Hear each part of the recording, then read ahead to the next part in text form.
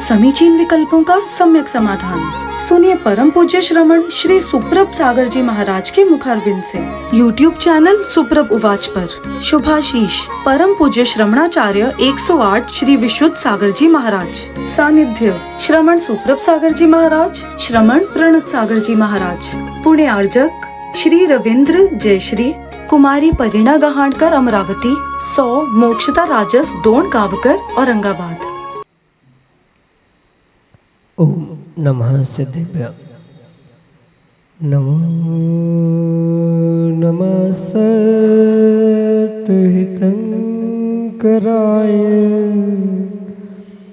वीराय भव्याम्बुजभास्कराय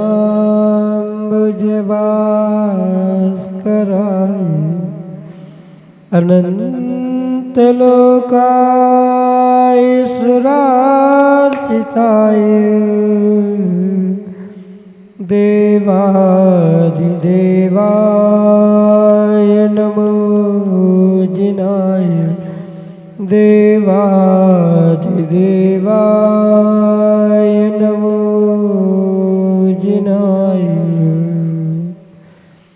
पंच परमेष्टि भगवान की परम पूज्य आचार्य भगवंत गणाचार्य श्री विराग सागर जी महाराज की, परम पूज्य पट्टाचार्य आचार्य भगवंत गुरुवर विशुद्ध सागर जी मुनि महाराज की, परम पूज्य मुनि श्री प्रसम सागर जी सुप्रभ सागर जी महाराज की,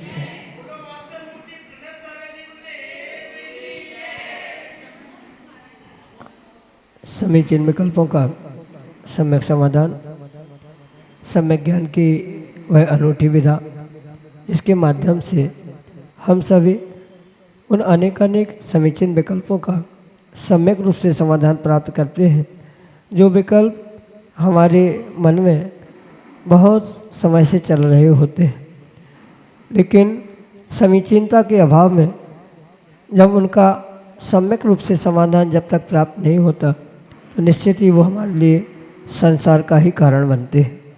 परम पूज्य आचार्य भगवंत गुरुवर विशुद्ध सागर जी महाराज के मंगल सुभाषिष से परम पूज्य मुनि श्री सुप्रभ सागर जी महाराज द्वारा प्रदत्त आत्मकल्याण की अनूठी विधा, समीचीन विकल्पों का सम्यक समाधान, जिसके माध्यम से आप अपने मन के उठते विकल्प को समीचीनता प्रदान करते हुए उसका सम्यक समाधान प्राप्त करते हैं, और वही सम्यक समाधान निश्चित ही कल्याण का पथ प्रशस्त कराने वाला होता है। तो आप भी अपना अपना विकल्प भेजें और परम पूज्य मुनि श्री से उसका सम्यक समाधान प्राप्त करें।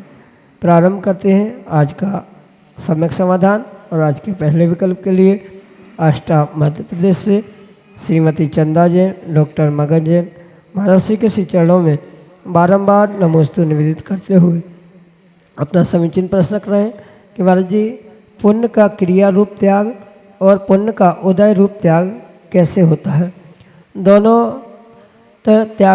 दोनों रूप त्याग किस प्रकार से एक अविरत साधक अभ्यास रूप से करने का प्रयास करें? हमारे समीचीन विकल्प का सम्यक समाधान करने की कृपा करें। नमोस्तु महाराज जी, नमोस्तु। ओम नमः सिद्धम।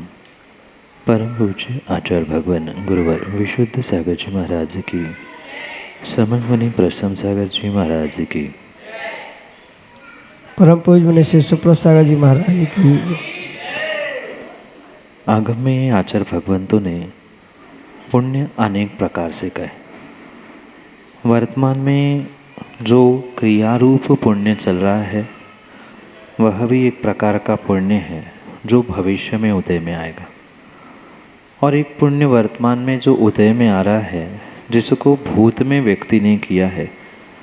उन दोनों प्रकार के पुण्य और पाप की व्यवस्था आगम में बहुत विवेकपूर्वक और बहुत ही विस्तार से समझाई गई है, जिसमें से जो क्रिया रूप मतलब वर्तमान में क्रिया में आने वाला जो पुण्य है उस पर तो फिर भी कथनचित पुरुषार्थ किया जा सकता है, जिसे त्याग के रूप में स्वीकार किया जा सकता है। मतलब वर्तमान में जो पुण्य की क्रियाओं को कर रहा है, पुण्य की कार्यों को निष्पादित संपादित कर रहा है, उनको विराम लेना, उनको छोड़ देना, ये कथनचित पुण्य की क्रियारूप त्याग का उदाहरण हो सकता है।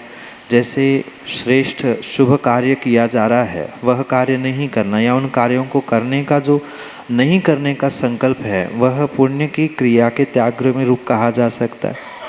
दूसरा जो उदय रूप त्याग है, यानी उदय में आया हुआ वह पुण्य त्याग करना, जैसे दान रूप त्याग कहा है वैसा नहीं, पर अपितु उदय में आए हुए पुण्य को सही जगह पे लगाना, यानी उसका सही मायने में प्रयोग करना, यही उस पुण्य उदय रूप पुण्य की विशेषता समझनी होगी। और जैसे क्रियारूप उसका त्याग होता है वैसे सर्वथा उसका त्याग नहीं होता, अपितु उसका पूर्ण रूप से सदुपयोग करना, ये मुख्य विशेषता उसमें प्राप्त होती है। और श्रावक एक अविरत सम्यक दृष्टि भी या अविरत साधक भी अपने प्रतिदिन के उन क्रियाओं को साथ लेकर, जो उन क्रियाओं में ममत्व चल रहा है कि मैं शुभ क्रिया कर रहा हूँ, मैं पुण्य कर रहा हूँ, मेरी पुण्य क्रियाएं चल रही है, उन क्रियाओं के प्रति ममत्व भाव छोड़ते हुए उन क्रियाओं को उदय आदि की जो परिस्थिति उत्पन्न हो रही है उनमें उन सबको प्राप्त करना, ये एक साधक का पुरुषार्थ अभ्यास रूप हो सकता है। यही आपके लिए सम्यक समझ। अंकित जैन, ललितपुर, उत्तर प्रदेश से वाराणसी के चरणों में बारंबार नमोस्तु निवेदित करते हुए अपना प्रश्न रख रहे हैं कि महाराज जी, यदि एक गुरु भक्त श्रावक अपने गुरु को अरिहंत सिद्ध आचार्य पद रूप प्राप्त होते देखना चाहता है तो क्या ये अनुचित है? क्या यह उसका अपराध है? हमारे समीचीन विकल्प का सम्यक समाधान करने की कृपा करें। नमोस्तु महाराज जी, नमोस्तु। एक श्रावक, एक साधक, एक भक्त अपने आराध्य के लिए उसकी पदोन्नति, उसके श्रेष्ठ अवस्था तक पहुंचने की भावना बिल्कुल भा सकता है, क्योंकि श्रावक भक्त स्वतंत्र है और जिसके बारे में, जिस आराध्य के बारे में ये विचार किया जा रहा है उसका कार्य, उसका जीवन भिन्न। क्योंकि जो आराध्य है उसकी आराधना करते हुए वह भक्त भक्ति करते हुए बहुत सारे गुणों को कहता है, बहुत सारी स्तुति करता है। और स्तुति की परिभाषा ही आचार्य समत्रभद्र स्वामी कहते हैं, गुणस्तोकम बहुलिंगम तथा कतस्थ पदाक स्तुति, यानी थोड़े से गुण होने पर उसको और बढ़ा चढ़ा के कहना यही स्तुति कहलाती है। तो स्तुति रूप अगर कोई भक्त अपने इष्ट को उस पद से और ऊंचा कह के पुकार रहा है या और ऊंचा देखना चाहता है, देखने की भावना भा रहा है, तो इसमें किसी भी प्रकार से कोई दोष नहीं है, पाप नहीं है। भावना भाना, और ये तो वास्तविकता है कि प्रत्येक श्रावक को अपने अरिहंत सिद्ध अवस्था की भावना भानी चाहिए। और जो स्वयं साधक हो चुका है, जैसे कई भजनों में भी मुनिराज को भावी सिद्ध कहा है, तो भावी सिद्ध कहने से आज वे भावी सिद्ध बन नहीं गए हैं, वे भावना भाई जा रही है कि आप भी भावी सिद्ध की शक्ति रखते हो, आप भी जल्दी पुरुषार्थ करें और सिद्ध बन जाए। ऐसा ही कोई श्रावक भक्त ये विचार करता है, भावना रखता है कि आप भी अपने पद से और उच्च पद को प्राप्त करें। आप अपने जीवन में साधना को इतने वर्षों से प्राप्त हो चुके हैं, आपकी में योग्यता है, आप उस श्रेष्ठ पदों को धारण कर सकते हैं। ऐसी भावना भाने में कोई भी दोष बिल्कुल भी नहीं है, क्योंकि भावना भाना प्रत्येक जीव का स्वतंत्र कार्य है। और अपने आराध्य, अपने इष्ट, अपने प्रभु, अपने गुरु के लिए अगर कोई स्तुति करते हुए गुणों को बढ़ा चढ़ा के कह रहा है तो जब दोष नहीं माना गया। जब जिसमें गुण है, ऐसे गुणवान पुरुष, ऐसे गुणवान साधकों के लिए अगर कोई भक्त विशेष प्रशंसा करते हुए उनको पदोन्नति की भावना रखता है तो उसको आगम के परिप्रेक्ष्य में किसी भी प्रकार से कोई भी दोष, कोई भी पाप लगने वाला बिल्कुल भी नहीं है। वह अपनी श्रद्धा, अपना समर्पण, अपनी भक्ति अपने शब्दों में विवेक पूर्वक प्रस्तुत करे, इसमें किसी भी प्रकार से दोष हो ही नहीं सकता। ये क्रम क्रम से जब जिसका जो होगा, नियोग होगा, वह होके रहेगा, पर पक्का है कि एक भक्त अपने गुरु अपने प्रभु के लिए श्रेष्ठ से श्रेष्ठ पद या श्रेष्ठ से श्रेष्ठ कार्य सिद्ध हो, यही भावना भाता है। और भावना भाने में किसी भी प्रकार से कोई दोष, कोई गलत, कोई पाप कार्य होता ही नहीं है। यही आपके लिए सम्यक समझ। सौसर मध्य प्रदेश से शुभम लाकड़े अगले समीचीन में कल्पते हैं। तीनों मुनि राज के चरण नमोस्तु नमोस्तु नमोस्तु। महाराज जी, कभी कभी ऐसी परिस्थिति आती है कि मैं बाहर नौकरी करता हूँ और पर्युषण पर्व आ जाता है, और ना अब पर्युषण पर्व का नियम होता है कि हमें देव दर्शन करना चाहिए, व्रत वगैरह करना चाहिए, या फिर भगवान की अभिषेक तभी देखने का चाहिए। तो महाराज जी, कभी कभी मैं ऐसी परिस्थिति में फंस जाता हूँ कि मुझे ना दर्शन करने को मिलता, ना कुछ करने को मिलता। तो ऐसे मेरे मन में बहुत ऐसे प्रश्न आते हैं। और महाराज जी, मेरे भाई लोग भी जो घर से बहुत दूर दूर रहते हैं, हॉस्टल वगैरह में पढ़ते हैं, उनको भी महाराज जी पर्युषण कैसे किया जाए, और मुझे भी पर्युषण कैसे किया जाए कि मैं बाहर रहकर भी बगैर मंदिर जाकर भी पर्युषण का पालन कैसे कर सकूं और नियम कैसे कर सकूं। नमस्ते महाराज जी। जॉब, पढ़ाई आदि के लिए घर से बाहर रहने वाले, चाहे विद्यार्थी हो, बालक हो, युवा हो या अन्य व्यक्ति भी क्यों न हो, उनको भी पर्युषण करने का, पर्युषण में धर्म, ध्यान, नियम, व्रत आदि करने का पूरा अधिकार है। पहली बात तो ये है कि अगर संभव है तो पास में जहाँ भी मंदिर प्राप्त हो, कम से कम प्रतिदिन देव दर्शन तो आपको करना ही करना चाहिए, क्योंकि ये एक जिन शासन का बहुत बड़ा पर्व, धर्म दशलक्षण या पर्युषण के रूप में स्वीकार किया है। तो कुछ ना कर पाने से अच्छा है कि कम से कम 5-10 मिनट मंदिर में पहुंचना, सुबह नहीं हो पा रहा है, दोपहर, शाम, रात, 24 घंटे में एक बार जिनेंद्र भगवान के दर्शन करना, समय हो, सुबह का समय है, अर्घ्य आदि चढ़ाना, या अन्य समय भी पहुँचे हैं तो कम से कम 9 बार नमोकार मंत्र पढ़ना, इतना तो कार्य अवश्य करे। जिस दिन जो धर्म है, उत्तम, क्षमा आदि, उनका भी पूरी माला नहीं फेर पाए, 9 बार वहाँ मंदिर में बैठकर फेरे। इसके अलावा भी कुछ ऐसे भी व्यक्ति या ऐसे भी विद्यार्थी श्रावक हो सकते हैं जो बिल्कुल पहुँच ही नहीं पाते, 50-50, 200-200 किलोमीटर मंदिर ही नहीं है। तो ऐसे स्थानों में भले ही वो मंदिर पहुँचे ना पहुँचे, पर जहाँ वे रहते हैं वहाँ कम से कम कुछ किसी विशेष स्थान को व्यवस्थित शुद्ध करते हुए वहाँ बैठकर जाप देना, कुछ 10-15 मिनट स्वाध्याय कर लेना। इसके अलावा जो अन्य समय में भी मिलता है, तो आजकल बहुत सारी व्यवस्था ऑनलाइन हो चुकी है। ये जो शिविर भी होने जा रहा है वो भी आपको ऑनलाइन यूट्यूब पे अन्य साधनों में मोबाइल पे देखने के लिए मिल सकता है।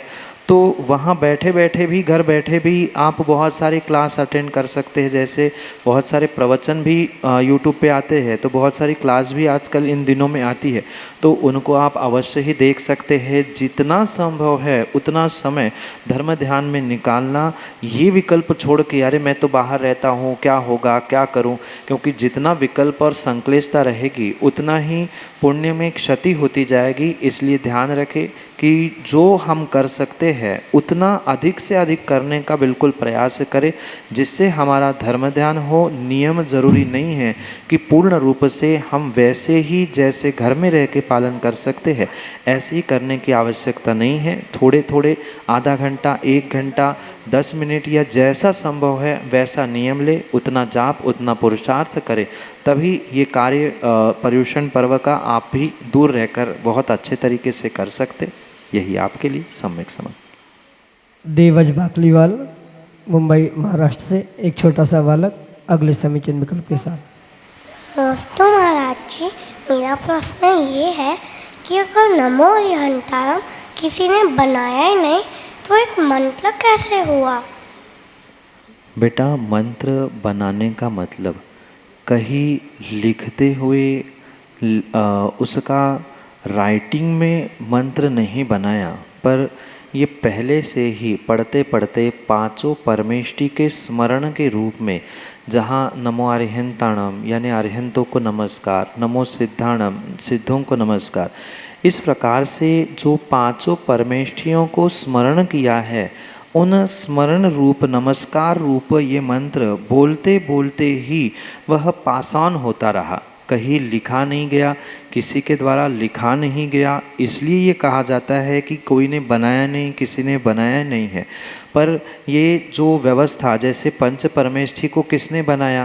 किसी दूसरे ने बनाया नहीं है, अपने आप वह पढ़ते पढ़ते पांचों परमेष्ठी के नमस्कार रूप बन गया। और इसलिए उसको ये कहा जाता है किसी अलग विशेष स्थान में, किसी प्रयोगशाला या किसी मंदिर, किसी स्थान पे बैठकर लिखा नहीं गया, लिपिबद्ध नहीं किया गया, इन राइटिंग वह प्राप्त नहीं किया, इसलिए उसे नहीं बनाया ऐसा कहा जाता है। पर सामान्य रूप से जो बोलने में आ रहा है उस अपेक्षा से, उस तरीके से तो यही कहा जाएगा कि अमुक व्यक्ति ने पहली बार कहा था या उसने बाद में कहा, इसलिए वह कथनचित या किसी प्रकार से बना जा रहा है। पर ये मात्र बनने का अर्थ लिखा नहीं गया इसलिए बना नहीं है। जैसे मनुष्य को किसने बनाया? किसी ने नहीं बनाया है, पहले से ही मनुष्य है। चाहे वनस्पति या पेड़ हो, पेड़ बीज, दोनों में से क्या पहले बना? दोनों भी पहले से थे। ऐसे ही ये बनाई गई व्यवस्थाएं नहीं हैं, ये तो है ही, क्योंकि पांच परमेष्ठी को नमस्कार किया गया है और उस नमस्कार करने के कारण से ही वह मंत्र कहा जाता है। मंत्र अपने आप में कुछ बीजाक्षरों को जोड़ के कुछ बनाए गए हैं और कुछ बने बनाए हैं। तो ये बीजाक्षर यानी अल्फ़ाबेट्स जिसे कहते हैं अंग्रेजी में, ऐसे हिंदी के बीजाक्षर कहलाते, संस्कृत के बीजाक्षर कहलाते। तो उन भाषा के जैसे ही शब्द मिलते हैं उनके समूह को मंत्र कहा जाता है। अल्फ़ाबेट्स को मिलाकर जो एक पूज्य पुरुषों के लिए, हमसे जो बड़े हैं उनकी अभिवादन रूप जो एक हमें पद प्राप्त हुआ, वाक्य, एक सेंटेंस प्राप्त हुआ है, उसे मंत्र के रूप में कहा जा रहा है। अलग से बनाने की आवश्यकता नहीं थी। वहाँ अपने भगवानों को नमस्कार कहते हुए उन अक्षरों को, उन अल्फ़ाबेट्स को एकत्रित किया गया, उसका ही नाम नमोकार मंत्र बना, नमोकार मंत्र कहा। यही आपके लिए सम्यक समझ। नागपुर महाराष्ट्र से संतोष जैन बर्तन वाले अगले समीचीन विकल्प के लिए। नमस्ते महाराज जी। महाराज जी, मेरा प्रश्न है, महाराज जी आज के वर्तमान युग में जैनियों के सभी बच्चे पढ़ने में होशियार है। कोई कलेक्टर, कोई डॉक्टर, कोई इंजीनियर, कोई सीए बनाना चाहता है। उन्हें धर्म में बहुत रुचि है, मगर समय का अभाव होने से धर्म से वंचित होते जा रहे हैं। महाराज जी, मेरी शंका का समाधान करिए। ये बात बिल्कुल सही है कि जो पढ़ने में बहुत अच्छे बच्चे हैं, अगर उनको सही समय पे धर्म और धर्म कार्य, धर्म की बातों का अभ्यास और संस्कार दिए जाएंगे तो पक्का है वे अपने बढ़ते उम्र के साथ साथ उस धर्म के संस्कारों को भी साथ लेते हुए भविष्य की समाज को सुरक्षित करने का कार्य कर सकते। पर चूँकि समय अभाव है, ये भी बात बिल्कुल सत्य है, पर समय अभाव होने पर भी उन बच्चों से सैटरडे संडे वीकेंड्स के दिनों में कुछ विशेष पाठशाला जैसे आयोजन मंदिरों में अनेक स्थानों में सामूहिक रूप से करने से कुछ विशेष फल, उनको संस्कार, धर्म में रुचि की विशेषता आदि रूप भी प्राप्त हो सकती है। इसी उद्देश्य से बहुत सारे आयोजन भी अनेक नगरों में, अनेक स्थानों में हुआ करते हैं। जैसे इन्हीं पाठशाला के बच्चों को एक प्रेरणा मिले, उत्साह मिले कि कैसे हम धर्म से जुड़े, तो उनको जोड़ने के लिए ही आने वाले रविवार को उस पाठशाला के बच्चों को एकत्रित करते हुए एक अधिवेशन का आयोजन करने का विचार किया जा रहा है, जिसके माध्यम से पूरा दिन उनको धर्म से किस प्रकार से जोड़ा जाएगा, धर्म क्या होता है, क्योंकि अभी पढ़ाने वालों के भी बहुत सारे बेसिक कंसेप्ट्स क्लियर नहीं हैं। बच्चों को पढ़ाने के लिए उनको भी कैसी तैयारी करनी पड़ेगी, क्योंकि आप पुराने ज़माने जैसे बोरिट टाइप को उनको पढ़ाओगे कापी पेन लेके, तो बच्चे पाठशाला में भी आने वाले नहीं हैं। स्कूल में भी बहुत सारे तरीके बदल चुके हैं पढ़ाने की, एंटरटेनमेंट के साथ उन्हें पढ़ाई जाती है, जो भी स्कूल कॉलेज की पढ़ाई होती है, तो उसी प्रकार से अगर उनको पढ़ाया जा रहा है तो ये बहुत श्रेष्ठ कार्य उनकी धर्म की रुचि को मेंटेन करने के लिए, बढ़ाने के लिए की जा सकती है। जैसे कई सारे स्थानों पर बच्चों के शिविर होते हैं, गर्मियों में भी होते हैं। इस वर्ष यहाँ भी एक आवासीय शिविर बच्चों का होने जाने वाला है। तो अनेक उपक्रम हो रहे हैं, तो इन उपक्रमों को समझते हुए, समझाते हुए पहले सब पालक भी उसको समझे और बालकों को भी उससे जोड़ने का प्रयास करें। जितना जोड़ेंगे, जितना समय है, उतनी अनुकूलता से उनको सबके साथ मिलना जुलना भी वो सीख गए। धर्म क्या होता है, गुरु की पूजा, गुरु के अर्घ्य कैसे चढ़ाए जाते, पाद प्रक्षालन मतलब क्या, नवदा भक्ति क्या, इन छोटी छोटी बातों को भी अगर वे समझ लेंगे तो बहुत कुछ उनके भविष्य के लिए कारगर हो सकता है, कार्यकारी हो सकता है। तो इन अनेक आयोजनों से जोड़ते हुए उनको धर्म में रुचि उत्पन्न करना उनके अभिभावकों का ही कर्तव्य है। पहले पालक इसकी जिम्मेदारी ले, समझे और उनको तत्त पाठशाला, उनके आयोजन आदि आदि शिविर आदि से जोड़ते हुए स्वयं भी और बालकों का भी भविष्य उज्ज्वल करने का प्रयास करें। यही आपके लिए सम्यक समझ। सावनी बाकलीवाल, मुंबई महाराष्ट्र से अगले समीचीन विकल्प के लिए। नमोस्तु महाराज जी, मेरा प्रश्न ये है कि हिंदू मंदिरों में प्रसाद मिलता है पर अपने जैन मंदिर में क्यों नहीं? बेटा, अन्य धर्मों में ये माना जाता है कि जो प्रसाद वहाँ भगवान के सामने चढ़ाया जाता है, भगवान उसे ग्रहण करते हैं और इसीलिए वह प्रसाद कहा जाता है। और फिर जो बचा हुआ है वह कौन खाएगा? कहीं ना कहीं उसकी व्यवस्था भी करनी पड़ेगी और जो भगवान ने खाया है वह भक्तों को बांटा जाएगा, तो विशेष उन्हें आनंद होगा। इसलिए उन धर्मों में, उन मंदिरों में ये प्रसाद बांटने की व्यवस्था है। पर क्योंकि आपने अपने भगवान को शायद देखा होगा, वे ना खाते हैं, ना आँख खोल के देखते हैं, ना उनके पास कुछ है, ना शस्त्रास्त्र है, ना कपड़े हैं, कुछ भी नहीं है। वे तो ध्यान में बैठे हुए हैं और जब वे भगवान बनते हैं तब उनको भूख भी नहीं लगती। तो भूख नहीं लगती तो हम प्रसाद चढ़ाएंगे ही क्यों? हम जो भी द्रव्य चढ़ाते हैं, आप ये भी पूछ सकते हैं कि फिर महाराज नारियल, फल या चावल भी क्यों चढ़ाना? हम मात्र अपने लिए चढ़ाते हैं, क्योंकि किसी के भी पास जाते हैं तो कुछ ना कुछ गिफ्ट दे के जाना ही पड़ता है। तो कुछ गिफ्ट लेके जाने से अच्छा है कि जो पूज्यों के लिए, ज्येष्ठों के लिए, भगवान के लिए चढ़ाने की गिफ्ट के रूप में व्यवस्था की है, हमने गिफ्ट दे दी, वहाँ रिटर्न गिफ्ट के रूप में प्रसाद ज़रूर दिया जाता है। पर क्योंकि वहाँ भगवान खाते हैं, ऐसी उनकी मान्यता है, ऐसी उनकी संकल्पना है, ऐसा वे एज्यूम करते हैं। पर हमारे पास ऐसा एजम्पशन नहीं है। हमारे भगवान चूँकि वीतरागी है, उनका भोजन, खाना पीना आदि कुछ नहीं होता, इसलिए हमारे यहाँ ये प्रसाद की बांटने की कोई व्यवस्था नहीं होती है। कुछ विशेष दिनों में जो भोजन आदि भी होते हैं, आजकल लोग उन्हें प्रसाद, प्रसादी के रूप में कहने लगे हैं, पर वह प्रसाद नहीं है। एक प्रभावना के रूप में, स्नेह भोज के रूप में, एक साधर्मी व्यक्ति को मुंह मीठा करने के लिए दिए जाने वाला साधन तो हो सकता है, पर उसे प्रसाद नहीं कहा जाता। प्रसाद वो होता है जो भगवान को चढ़ाने के बाद, उनके खाने के बाद जो शेष बचा है वह बांटने में आता है, वह प्रसाद के रूप में कहा जाता है। ये व्यवस्था हमारे मंदिरों में नहीं है, क्योंकि हमारे भगवान भूखे नहीं हैं, वे खाते नहीं हैं, इसलिए ये व्यवस्था हमारे मंदिरों में नहीं देखने मिलती। यही आपके लिए सम्यक समाधान। समीचीन विकल्पों का सम्यक समाधान सुनिए परम पूज्य श्रमण श्री सुप्रभ सागर जी महाराज के मुखारविंद से। YouTube चैनल सुप्रभ उवाच पर शुभाशीष परम पूज्य श्रमणाचार्य 108 श्री विशुद्ध सागर जी महाराज। सानिध्य श्रमण सुप्रभ सागर जी महाराज, श्रमण प्रणत सागर जी महाराज। पुणे आर्जक श्री रविंद्र जयश्री, कुमारी परिणा गहाणकर अमरावती, 100 मोक्षता राजस, दोन गावकर, औरंगाबाद।